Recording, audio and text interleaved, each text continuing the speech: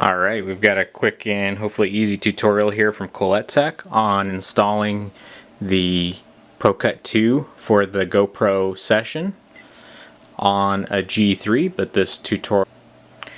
Alright, the first thing you want to do is determine the placement of where you want your GoPro on your helmet.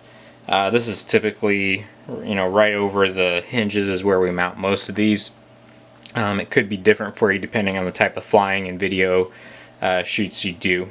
But once you determine where you want that to be, keep in mind that the locating pin is going to go towards the rear, and the ProCut2 logo will go towards the front. ProCut2 name will go towards the back. Once you find that location, we want to use the provided drill jig and place that over your mounting position. And this is a demo helmet, so we've obviously had a lot of different mounts already mounted on this helmet, so we're not going to drill any additional holes for this video. But for a new helmet, you would take your provided drill bit and you would drill in the two provided locations, and once that's done, you can actually dispose of the drill jig. You won't need this again.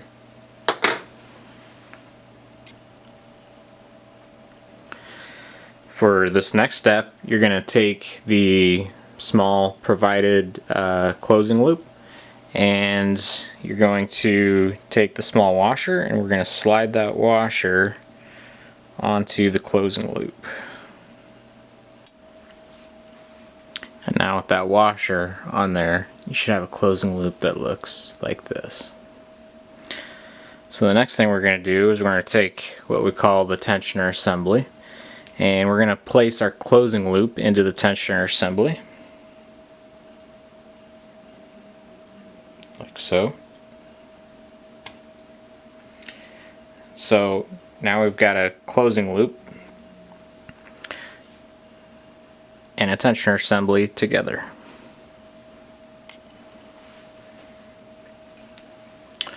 Once we have our closing loop and our tensioner assembly together, we're going to insert it into the base, and we're going to pull that closing loop all the way through. Before we pull it all the way through, we're going to just face this tensioner assembly towards the rear. So this Allen key hole right here should be facing towards the rear, and it should line up with this little cutaway right here.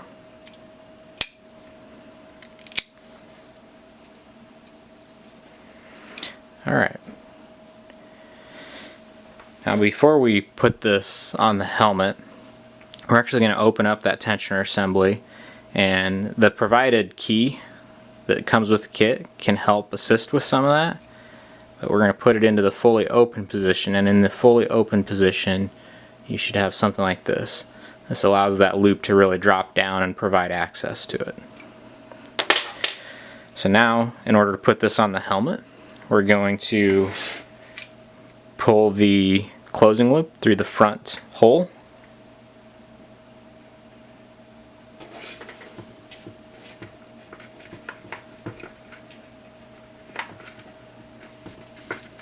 So now you should have a helmet that looks something like this.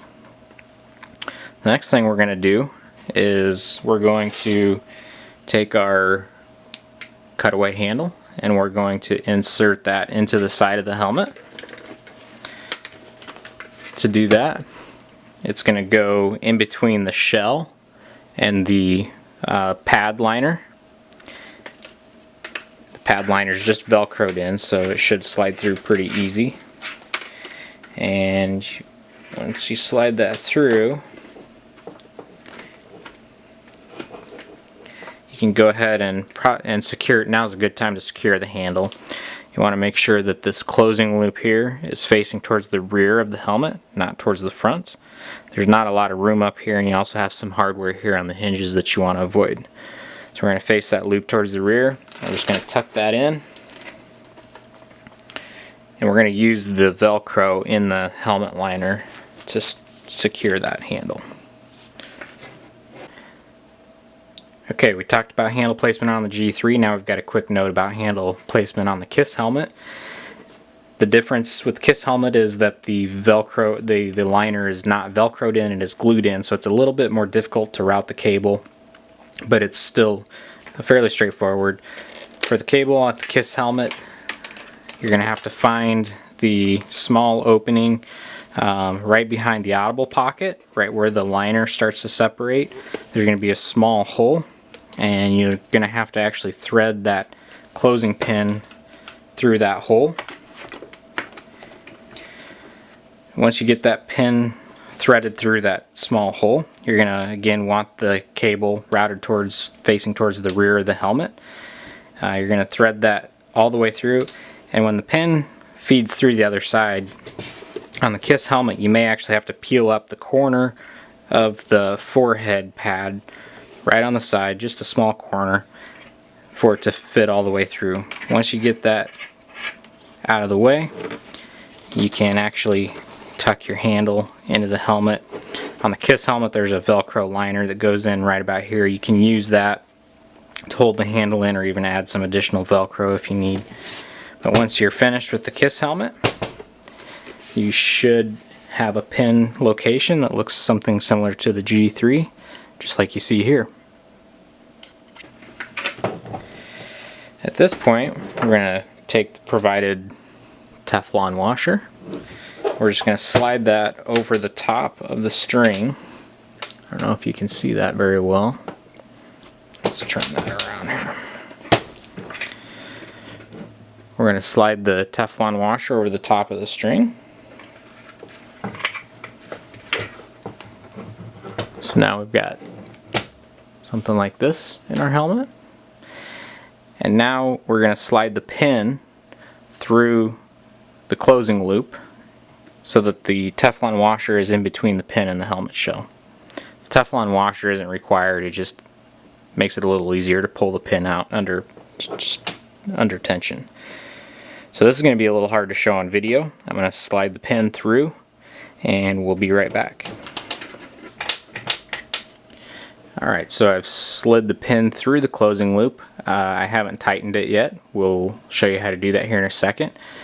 But now is a good time to remove this string. This is just a helper string, like a pull-up cord, if you will.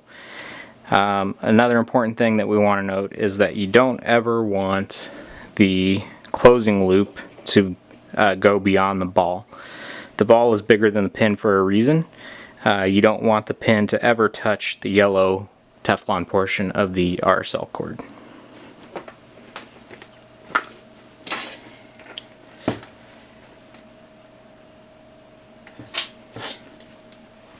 So now you should have a mount that's loosely positioned on your helmet. What we're going to do now is we're going to close the tensioner assembly, and that is going to draw the mount down tight against the helmet. To do that, we put the Allen key into the front of the tensioner assembly, and this just helps give us a little bit of leverage on it. But if you look at what I'm doing here,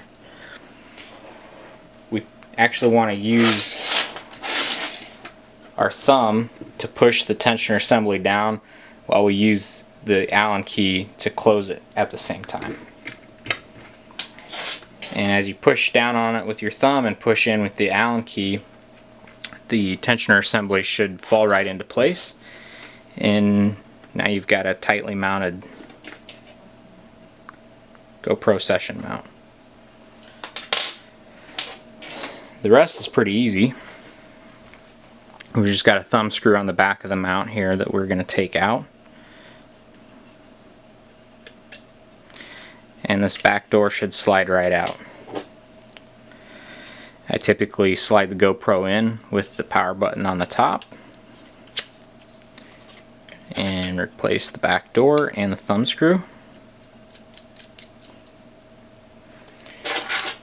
And lastly, you want to insert the nut into the side of the mount, and the rest is pretty straightforward. We're just going to find the right angle that works for us, and you're going to insert the bolt, and using the provided hex key you're going to tighten the bolt down.